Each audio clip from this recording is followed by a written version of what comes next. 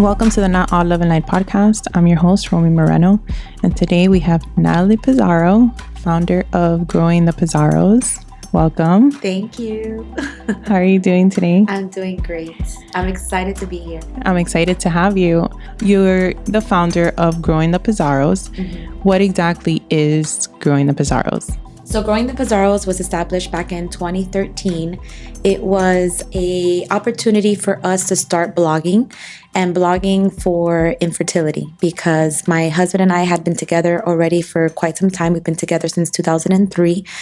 And it was our next step to start building a family. And when we decided to go through the in vitro, because we went through quite a few losses, meaning we had at least 4 miscarriages before having to go through in vitro. So when we went to the infertility office, we noticed there's all these people in this waiting room, and we were kind of like, nobody talks about infertility, nobody talks about IVF. And it felt like an avenue where not only could I express my experience, but maybe it could help somebody that might be going through it, that it's okay to talk about it and it's okay if you have infertility issues. So after all the testing that I had done, I have a translocation where my chromosomes are inverted. So 4 and 15 are inverted. So that's what's causing me to have early miscarriages. So I would have a miscarriage after like the 7th week. So I'll get the heartbeat and then I'll just have the miscarriage. So in order for me to do the process, they have to retrieve my eggs. I have to do the injections until finally they do the genetic testing on all of my embryos. And when they did that, they saw that I only had 1 healthy embryo. So all those chances I could have had would have been miscarriages. And knowing the fact that I had 1 embryo was like, we were screaming. So we documented that. We did the process. My doctor said, okay, we're going to put in the embryo and God willing, we'll have a baby. And thank God, my daughter, Sabrina, came to this world and we enjoyed parenthood. We stopped blogging because we were like, well, now we have our baby and now we're being parents. So Growing the Pizarros blog took a halt because we wanted to be parents. So Sabrina was born on September 2nd of 2013, and July of 2015, God needed to take her back. So she was almost 2 years old, and it was a very difficult time for us and healing and trying to grasp that we worked so hard to bring her onto this earth, and then God just had other plans for her. So shortly after, I would say about maybe 4 or 6 months later is when we started blogging again, because then we decided that we wanted to go through the process again and try to have another baby. And, I spoke about grief and I spoke about my story and I got into details as to what I was emotionally going through, because you're in such a dark place and you're trying to fathom life. And I worked so hard to bring her and I only had 1 embryo. So I'm going through the whole entire in vitro process once again. Thankfully, going through that process and doing it again, I was given an opportunity to have my daughter with me now, which is Ana Sofia. She was born on March 9, 2017. Again, after going through this process, I decided that, I was working and the pandemic hit, and it was all of these situations where I felt like I've been working so hard and working crazy hours in my marketing world, and I wanted to have more time with my daughter. And if God is giving me a chance, I want to be more present in her life. So it was a kind of a blessing in disguise when in the pandemic, my employer had to shift and make changes into his world. And I said, I cried. I couldn't believe I was being let go because it was never something that has ever happened. But it was one of those feelings that, I got to step forward and now maybe this is my opportunity now to spend time with my daughter. Right. And what were you doing before? I was working, I've been in marketing and advertising since 2003. So I worked for multiple advertising agencies, and I was a director of marketing at a mental health clinic. Okay. Yeah. So I was, I really enjoyed, and I thought that was going to be my world that I'm going to be in because it's mental health. I got to see a lot of people going through very dark places. finding avenues of opportunity to get better and to mentally be able to process and go through what they needed to go through in order to move on. Because if anybody knows me, I'm very big on, I want to try to, I don't want to stay stuck in my depression. I want to keep moving. I want to be positive. I want to give hope to people. It's such a difficult time to, what I went through, that when we lost our daughter, I went to a few like group counselings, and I will never forget being in there in a circle. Everybody had to hold a stone in order to speak. And when it was my turn, I mean, we were 3 weeks into losing Sabrina, and people were around me talking about, oh, I lost my son, I lost my daughter, I lost so-and-so. It's been 10 years, it's been 15 years, but bawling like if they just lost their child. So I'm talking and I'm like, okay, this is a little difficult to talk about. And one lady said, since losing my child, I've lost like the twinkle in my eye. I'm a different person. And we got back in the car and I looked at Eric and I said, honey, like, I don't want to be that person that lost their twinkle in their eye. If anything, this was a learning experience of knowing what I don't want to be. And I don't want to be stuck in a group where I'm going to be constantly reliving that moment and being sad and being depressed. I want to be able to move forward and move past this, because I know for sure we'll be reunited again once we go to our heavens. So that was definitely one thing that I want to make sure that I keep pursuing to people, that if they go through something unimaginable, that you can still pull through it with the right resources. And that was really powerful for you to show up thinking, this is what people do. This is a support that usually works. But then realizing this is not what I want. This is not what's going to work for me. A lot of people, when something bad happens, it kind of becomes like their identity, right? And who they are, right? So you decided like, that's not the life you want to live. I did not. It was eye-opening. It was really one of those that I was so annoyed of being sad, if that makes any sense. I'm like, I'm tired of crying. I'm tired of being sad. I'm tired. Like, I want my daughter back, and how do sorry, I'm going to get emotional. It's okay.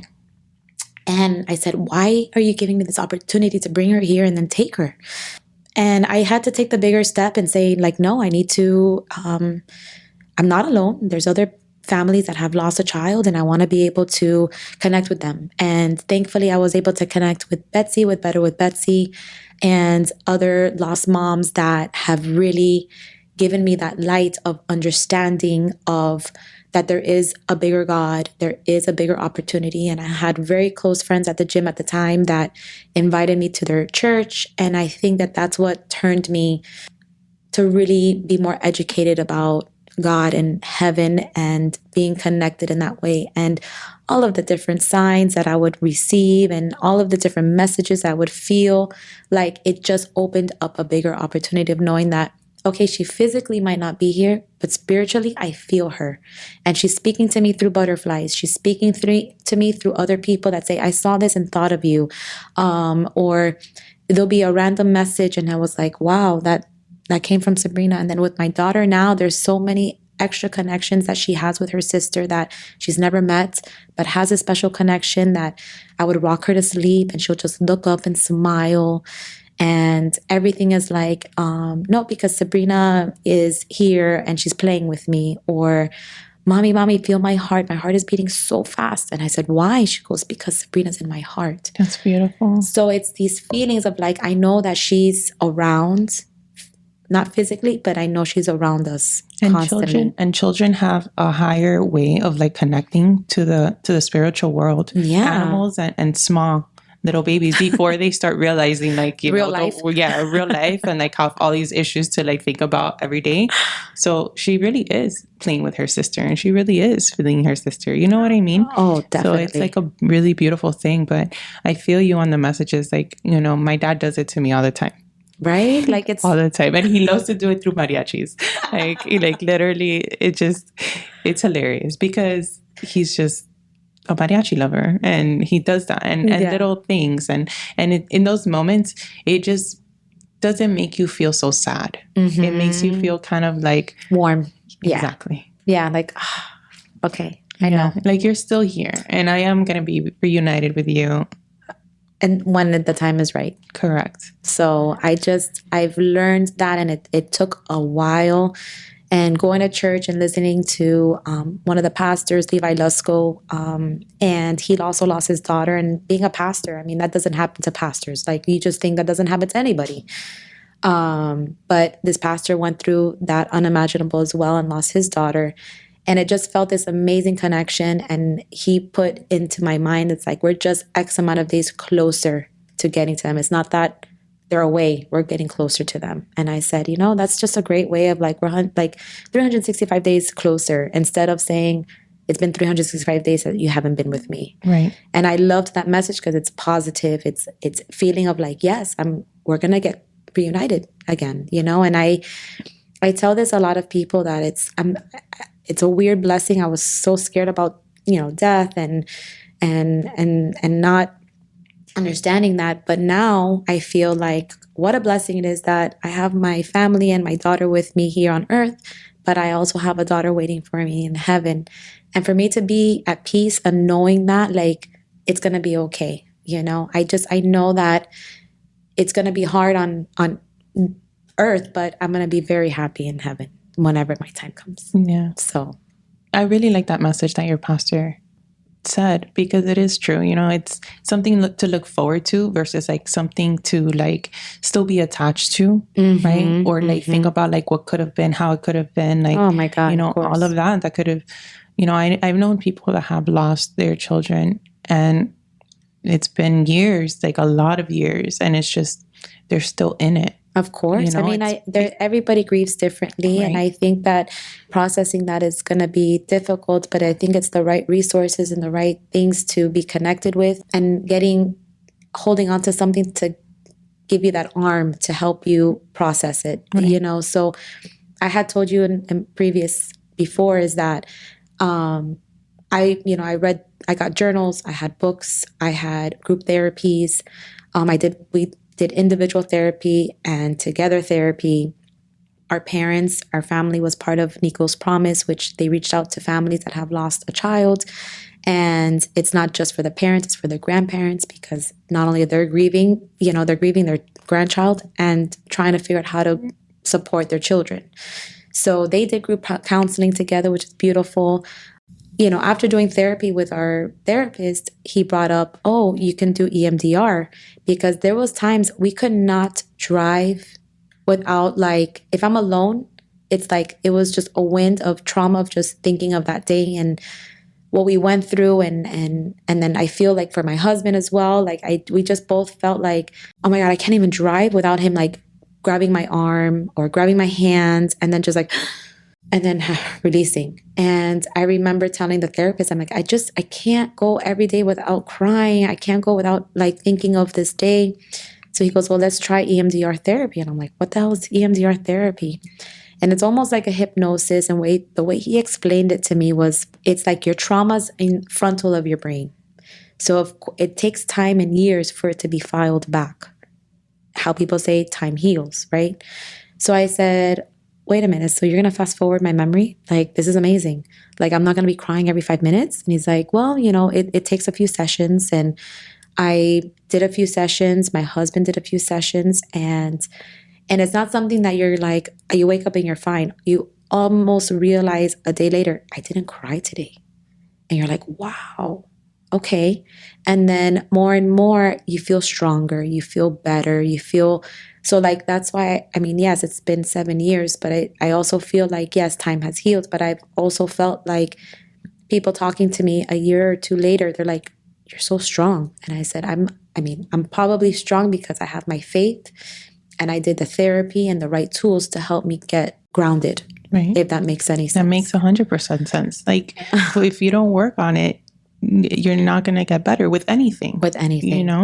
You also did ketamine. Yes, I did. So I did like 2 sessions because the place I was working, they're like, you need to try it to see. So when you market it or, you can explain it and see how it works. And I said, sure. So I've never done any type of drugs. I'm not like, let's be real. I wasn't in that world, but I have a lot of friends that do. As I raise my hand. And that's totally fine. But I was like very nervous. What am I going to expect? And, I did the ketamine. They start small and they increase your doses. So the first time I was very anxious. I felt the noises. And I felt good. I felt like my eyelids were more open. I felt more like awake. And then the next one that I did, because I knew I was really anxious, they're like, okay, now let's put your eye mask on. Let's put the right music. And they set the tone perfectly. And it almost felt like a movie where you're almost getting towards the end and you're like, and it stops. And you're like, what's supposed to happen now? It was just, I had eye covers on and it felt like light. Yeah, you could see everything. And I'm like, yeah, and my eyes started crying. And I almost felt like, was I getting to heaven to see her? Like it felt what could have, So I personally felt great. I felt light. I felt happy. It felt amazing. But the normal sessions are you're supposed to do like 6 sessions to go through that whole process to really engage and really understand like your upbringing, or it'll bring back the past, or it could bring loved ones. There's all these areas. But my mom did it. And my mom has, had a really hard time going through, the loss of her grandchild. And then my mom had a stroke. So it was all these different emotions lifting, and from her back trauma, that her doing the ketamine, I saw a big difference. She was locked up in her room. She didn't want anyone. She was like, why my granddaughter? Why not me? It was a lot of those, situations. But she did the ketamine and I saw a better change in her, and she moved past it. And so again, I did a lot of, I've seen a lot of people out, go through all of it and go through that process with ketamine, and it definitely does work. It's amazing. So there's so many opportunities to, if you're stuck, there's ways to open up that feeling of. I've never done ketamine, but obviously it's on my list. Check. Not yet, not checking yet. Yes. But from my understanding, it is a psychedelic. It is. I'm a huge advocate for psychedelics. And it's a microdosing, which... Yeah, and it's been a huge factor in my own healing and my own personal development, with the mushrooms and the ayahuasca and peyote. But I've never done ketamine. But my understanding is that ketamine is more like a dissociative. It's not as emotional as these other plant medicines that I've done in the past. Yeah. It depends. Some people can get emotional after it, but it's definitely more of like a psychedelic, that it's like, it just kind of makes you float, makes you feel like you're in a different world. And then when you get back, it's almost that feeling after the ketamine, once it wears off, that you just feel better and lighter and happier. Like I would see my mom like super chatty and, happy, and but then it can wear off. So it's one of those that you just have to maintain. Right. That's awesome though. Like I'm all for all the different types of, tools that we have. There's so many out there. And everybody's different. So we have to find what works, right? So some people are better in a group setting. They are. Some people are not. Me. Yeah. So definitely not. It's like finding what works for you, but definitely trying different things. Absolutely. And I was very desperate at that time, that I just wanted to find something to make me feel better and be able to not cry, 12 hours in a day. I really wanted, I'm like, it's okay to cry, it's okay to, I have certain triggers now, 7 years later. I tell people, I'm like, it's never going to go away, like ever. It's stuck with me for the rest of my life. But I'm able to process it and kind of switch my mindset. Right. When I start feeling this way, I'll get emotional talking about it, but I won't get stuck and I'm like out in my room in fetal position crying the whole day. Right. But, like you've gained the self-awareness to realize when you are triggered and then take whatever action you need to do to change your mindset. Allow yourself to feel whatever it is that you're feeling, but you're not going to allow that to control your day or your life, or, because if not, that's not what she would have wanted anyway. No, definitely. And if my girls, if they listen to this podcast, but I have my best friends that live not even a block away, and I had a really difficult moment. I think I had saw one of my pastors speak, and I had a really hard time, and I was crying, and I literally was like, Denise, are you home? Diana, are you home? And it was like, Diana's like, no, I'm at so-and-so, but she got to Denise's house, I got to Denise's house, and it was just like, they just swarmed me. And it's just knowing who you can just call in a moment and know that they'll be there for you, you know? That's really important. I just remember just like, it felt like I went from zero, like I went back to zero, you know, and they were just like, you know, comforting me. And it just felt so nice to be able to have that moment. And I'm glad you brought that up, because a lot of time people, when they're on the healing journey, they think, oh, I'm already past that. I've already healed from it. No. And then they have a moment where you feel like you're at ground zero, like everything, it happens to me all the time, right? And once you understand that these moments happen, right, it doesn't mean that you've completely thrown away everything, all the hard work you've done. It's just, it's part of the process. It is. Right? To hit ground zero again for a day, not a week. Correct. I agree. And that's what was like one of my moments. And I said, you know, it's okay. I mean, I hadn't broke in a long time, basically. And it's okay to just like, oof, let it out. Yeah.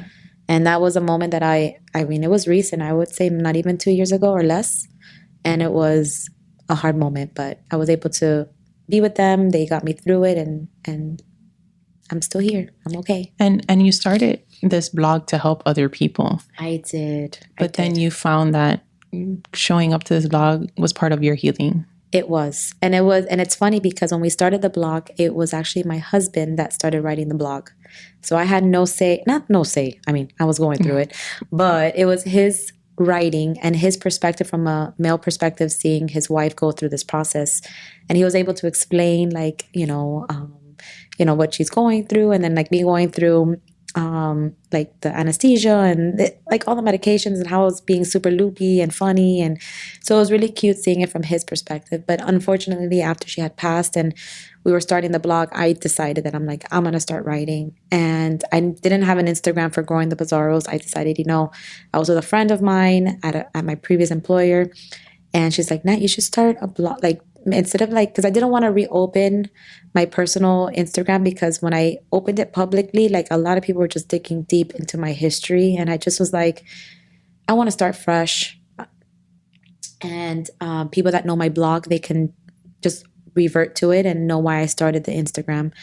And the Instagram was more of like healing for me. I was able to talk about my story, talk about my feelings, talk about the messages that I would receive from Sabrina, talk about my pregnancy journey with Ana Sofia and when she was here. And it just evolved more into that storyline of just understanding our story. I had a really good friend that her and her husband created a logo for me, because I was like, okay, now I'm growing the Pizarros. I think I'm starting to get a little bit more like, known in that world of the community. And she's like, and I said, I want an anchor for hope, because I learned that from Levi Lusko. So I definitely want an anchor in our logo. And then I feel and see Sabrina through butterflies, right? But then butterflies have such a huge, significant meaning. It's evolving through life. You start as a caterpillar and then you can fly. So there's so many transitions in life. And I felt like I have been on this earth. On Thursday, August 11, I will be 40. Mm-hmm. And I feel like I have gone through so much in these 40 years of my life that this is my butterfly. I've gone through so many transitions in life. I mean, my husband and I have been together forever as a marriage, and then through my infertility, through our grief and loss, through in vitro again, through being a mom again, and now becoming an entrepreneur and doing my business that I'm doing. There's so many different ways of what I've gone through, right? So I felt like with the anchor and the butterfly, I felt like it signifies, yes, it signifies our family, but I think other people can relate to it as well, with the hope and the transitions of life and the butterfly. So she created this logo for us, and I said, wow, okay, I feel official. And she's like, well, do you have a website? I'm like, what? No website. She's like, you need to get growingthepizarros.com. And I said, oh, okay, let me get it just in case, and transfer my blog. And then when I lost my job in 2020, it was in July, and it was right around Sabrina's heavenly birthday. And I said, this is so difficult. I'm like, I lost my job and, losing Sabrina. But then I went to church one morning and I said, God, just give me an opportunity to stay home. Like, I could not even fathom the fact of redoing my resume, finding a job during like the core of the pandemic, working from home with a toddler that's like climbing the walls. Like, I can't juggle this life. You know, God bless everyone that has. But it was very overwhelming emotionally for me. And I said, I'm a very big person on accessories. I love jewelry. I mean, I still have a whole like jewelry chest of jewelry that I need to shift through. But my husband was like, yeah, you're all into jewelry. I'm like, well, I'm going to try this clay world. I keep seeing clay and I don't know. And it was one of those that it was healing for me to start building clay jewelry. I had no idea what I was going through. I burnt everything. I thought I was baking cookies, super crispy and brown jewelry, to really learning and understanding what the right tools I needed to make it. And a lot of trial and errors. And in August of 2020, I opened up my Etsy.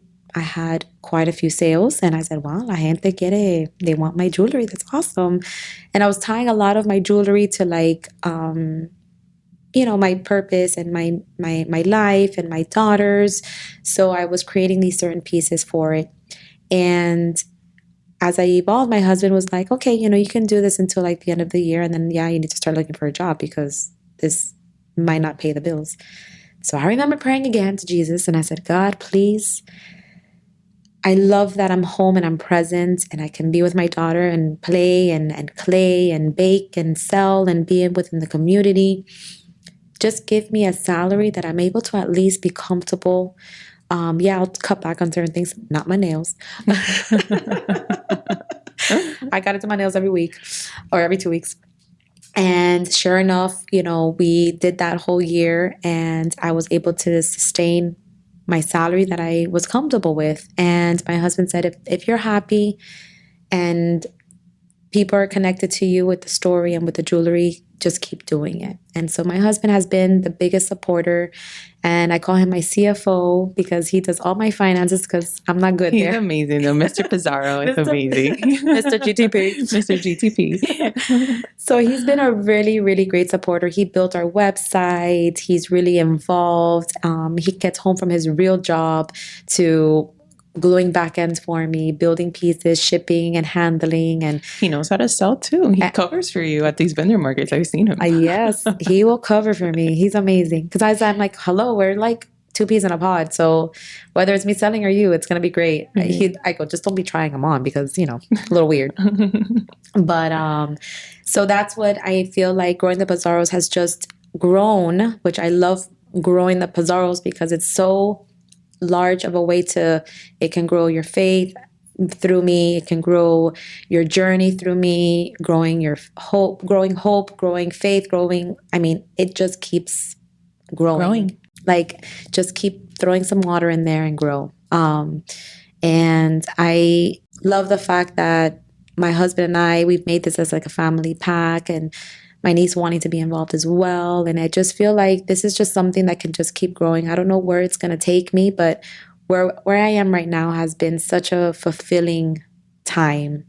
And it's been 2 years that I've been in this business. And I just keep thinking to myself, what's next, you know? And I'm hoping to keep growing.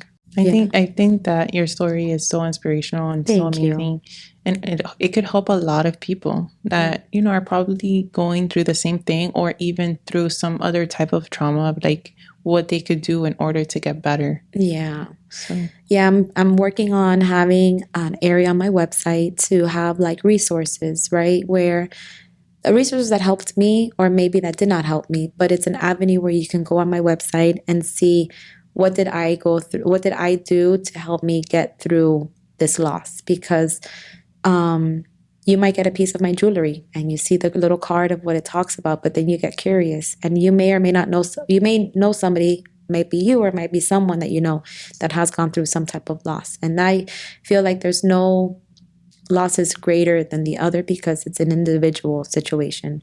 But yes, I mean, I feel like mine is like the unimaginable, you know, and losing a child, you feel like you should be gone before your child, not your child before, you know. So it was difficult at the time, but I feel that this has been an avenue for everyone to be able to come and be connected with my story and be able to heal through this process.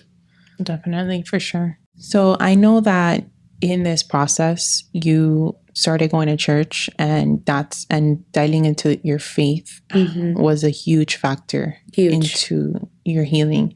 So how has your faith grown after losing Sabi, and What have you learned from God? So before losing Sabrina, I had faith, but it wasn't as strong. I mean, I just grew up Catholic, but never went to church weekly or never was involved in a church. So after losing Sabrina, I was very thankful for my friends from the gym, in Virginia from Peak 360. They took me in and my husband to Fellowship Church, and we started going to church weekly. And I was able to meet Levi Lusko at one of his tours that he would come to one of the churches. And we actually had a moment with him, and he prayed, him and his wife prayed over my husband and I. And I felt already a connection because he already had lost a child. So when he actually was able to, I felt like a celebrity because I'm like, he was able to pray for us and give us strength through that time. I just felt more of this, like, I need to just keep going to church. It's, what else do I have? Like, what else am I doing? So I felt like my Sundays felt like this is for God. This is, for my daughter. I want her. I felt like if I kept going to church every week, I felt like I was getting closer and more connected with Sabrina. And we would go weekly, and I was involved with the church. And I felt like the more and more I was involved with the church, the more I felt connected to her. And my faith grew, and I was baptized as a Christian. And it's been more eye-opening of how beautiful heaven could be once I'm reunited with her. And that's why I feel that church was a big, big, big foundation on me being able to get through this process, because I was able to understand, death, basically. Yes. So I think I've grown my faith a lot more because I had faith before, but my faith has grown tremendously since then. Which is beautiful, because usually when these things happen, people usually shy away from God and shy away from, a higher power, because they have to put their anger towards something and blame someone, right? Always. So it's God, and I don't want to know anything about God. Like, why would you do this? Correct. Mm-hmm. So you did the opposite. Yeah. And you found healing. I did. It was one of those that, again, like I mentioned, I'm like, I just need to find something to give me hope or strength, peace, comfort. I didn't want the negative. I mean, obviously I was very upset when it happened, and I was very angry, and I would say certain things that I apologize years later that I'm like, if I said anything that was not right, I mean, I was just not in the right mindset, There was like certain situations that happened. I'm like, because Sabrina died, now we have this, and it's like, I remember those words coming out, and I was very angry, but I'm glad that I was able to be in the right mindset. And my husband wanted to be in that same boat too, because having a partner that was seeking that too, I feel like the both of us, I would always tell everybody, there's no other, because people would ask, oh, is Natalie and Eric still married? And I was like, what do you mean still married? Hell yeah, we're still married. Right. Because a lot of marriages can break because of a loss, And we looked at each other. I'm like, I could not imagine being with anybody else but with my husband, because there's nobody on this earth that understands each other's pain. Because I could be with somebody else, but they won't understand the pain. And the only comfort that I had was with my husband, where I just felt like only you understand. And it was a yin yang, that I would have a hard day, he would be my strength. He would have a hard day, I was his strength. And it just felt like we were just in sync during that time. And there was no other person I wanted to be by my side, Yeah. And a lot of people, they're like, oh, relationships are 50-50. And I don't believe that. I feel like some days you have to show up 100% for the other person, like you mentioned. Yes. So I was 0, he was 100. Right. So I felt, and to this day, I feel like our marriage has grown tremendously since then. And, we just want to keep growing our marriage as well, growing. Keep growing. Well, thank you so much, Natalie. I really appreciate you taking the time to sharing. Of course. Today. I know that it's not the easiest, but I know that every time you talk about it, you heal a little bit more. I hope so. So I really appreciate you doing this with me. And where can people find you? So you can find me on my website, which is growingthepizarros.com, or on Instagram, which is at growingthepizarros. You can also find her on our monthly sip and shop at Omen Buying. Yes. Because she's always there. I'm always selling there. her earrings. She's trying to help me out with my girly. Yes, look. please, girl. Girl, you need to accessorize. She finally got some earrings, some dangles. But they're still black. Yeah, I have like this thing. Like, I've just never been like the girly girl that wears all these accessories and all these bags and all this stuff. I'm just like in my workout clothes. Like, yeah, no, we're changing it, girl. I know. I have a nice group of women that are trying to help me, you know. Yeah. I know when I need help in an area, and I know that this is one for sure. Definitely. No, and I love being with you guys at Omen Vine. So if you guys haven't been by, I highly recommend it. A pop-up is a great opportunity to meet me and all the staff that works there. I enjoy the wine. I enjoy the comfort. It's amazing. You enjoy the wine very much? Oh, very much. Sorry, not sorry. All right, guys. Thank you so much for listening in. I want to remind you guys to subscribe to the podcast, leave a review, and share it if this episode was helpful for you. And remember, guys, it's not all love and light.